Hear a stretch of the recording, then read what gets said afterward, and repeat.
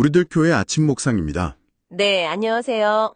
오늘 새벽기도 말씀은 창세기 49장 야곱이 요셉에게 주는 축복에 관한 내용이었는데요. 아, 네. 아주 인상 깊은 말씀이었죠? 저는 특히 담을 넘는 축복이라는 구절이 계속 마음에 남더라고요. 이게 뭘까 하고요. 맞아요. 오늘 말씀의 핵심이죠. 담을 넘는 축복. 그 비밀이 뭔지 살펴보는 시간이었어요. 네, 요셉의 삶 자체가 정말 담을 넘는 삶이었잖아요. 노예에서 총리까지. 그렇죠. 그 비밀의 첫 번째 열쇠가 바로 창세기 49장 22절에 나오는 무성한 가지입니다. 요셉은 무성한 가지, 곧 샘 곁에 무성한 가지라 그 가지가 담을 넘었도다. 여기서 가지가 자손을 뜻하고 또 무성하다는 건 번성한다는 의미죠? 네, 맞습니다. 실제로 요셉의 복은 그 아들들, 에브라임과 므낫세 두 지파를 통해서 정말 엄청나게 커졌어요. 아, 그렇죠. 거의 이스라엘 12지파 중에 절반 가까운 땅을 차지하고요. 또 여호수아나 두보라, 기드온 같은 그런 지도자들도 많이 나왔고요. 네, 정말 한계를 훌쩍 뛰어넘은 거죠. 그리고 이건 단순히 자손 번성만을 말하는 게 아니에요.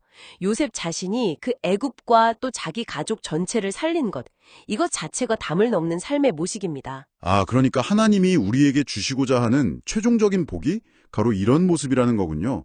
우리도 각자의 자리에서 이런 축복의 통로가 되어야 하고요. 네, 세상을 섬기는 자가 되어야 한다는 거죠. 그런데 이게 그냥 가만히 있는다고 주어지는 건 아닌가 봐요.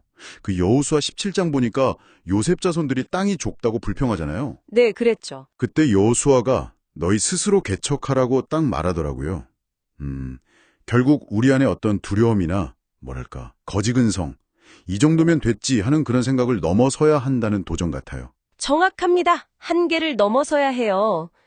그리고 그 한계를 넘는 더 근본적인 비결, 그 두 번째 열쇠가 바로 샘 곁에 있어야 한다는 겁니다. 아, 22절 다시 보면 샘 곁에 무성한 가지.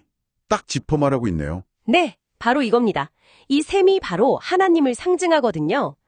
능력의 근원이신 하나님께 딱 붙어 있어야 한다는 의미죠. 그러니까 얼마나 풍성하냐 이게 중요한 게 아니라 어디에 뿌리를 내리고 있느냐, 누구에게 연결되어 있느냐, 이게 핵심이군요. 그렇죠. 그게 비밀입니다. 근데 재밌는 건 이렇게 가지가 무성해지고 잘 되면 꼭 방해가 따른다는 거예요. 23절에 활 쏘는 자가 그를 학대하며 적개심을 가지고 그를 쏘았으나 이렇게 나오잖아요. 네, 대적들이 많아진다는 거죠. 그런데 이게 역설적으로는 어쩌면 일이 잘 되어가고 있다는 증거일 수도 있습니다. 아, 핍박이 오히려 바른 길을 가고 있다는 신호일 수도 있다. 네, 그렇게 볼 수도 있죠. 그리고 중요한 건 그 시련을 이기는 힘도 결국 하나님에게서 온다는 겁니다. 네, 24절, 25절 보면 요셉의 활이 굳센 이유가 나오죠. 네, 야곱의 전능자, 이스라엘의 반석인 목자의 손을 힘입었기 때문이라고 분명히 말합니다. 하나님께서 직접 도우시는 거예요. 아자르라는 히브리어가 나오는데 이게 마치 지원군을 보내서 돕는다는 그런 뜻입니다. 와, 그냥 돕는 게 아니라 아주 적극적으로. 위로 하늘의 복, 아래로 깊은 샘의 복, 또 젖먹이는 복과 태의 복까지 정말 모든 복을 다 주시네요. 우상을 섬기다가 결국 멸망했잖아요. 이게 참 우리 힘의 근원이 어디에 있는지를 계속 기억해야 한다는 걸 보여주는 것 같아요. 세상적인 것, 말이나 병거가 아니라 하나님을 의지할 때 진짜 힘이 나온다는 것. 그렇죠. 예레미야 12장 말씀처럼 하나님을 의지할 때 연약한 자가 갑자기 말과 경주하는 사람처럼 강해질 수 있는 겁니다. 이삭이 100배 결실을 얻고 또 요셉이 어디서든 형통했던 것도 다 같은 이유겠네요. 여호와께서 함께 하셨기 때문 이게 핵심이군요. 맞습니다. 그들의 능력이나 인격 때문이 아니었어요. 그래서 우리가 강해지는 비결은 다른 게 아니라 매일매일 샘의 근원 되시는 예수 그리스도께 딱 붙어 있는 겁니다. 아, 말씀과 기도로 하나님 안에 거하는 것. 관계가 중요하다는 말씀이시죠? 사역이나 어떤 성과가 아니라. 네, 하나님과의 관계, 그 자체가 능력입니다. 자, 그럼 마지막 세 번째 비밀은 뭔가요? 바로 이 모든 축복이 결국 요셉의 머리로 돌아온다는 약속입니다. 26절이죠. 내 아버지의 축복이 내 선조의 축복보다 나아서 영원한 산이 한없음 같이 이 축복이 요셉의 머리로 돌아오며 그 형제 중 뛰어난 자의 정수리로 돌아오리로다. 가장 핵심적인 복, 가장 뛰어난 복이 요셉에게 주어진다는 거네요. 이게 또 장차 성도들이 누릴 천국 왕권을 미리 보여주는 거라고요? 네, 그렇습니다. 실제로 요셉은 애굽 총리가 되어서 큰 영광을 누렸잖아요. 야곱이 주는 이 축복이 조상들의 축복보다 더 뛰어나다고까지 표현될 정도였죠. 정말 엄청난 축복인데 여기에도 조건이 있죠.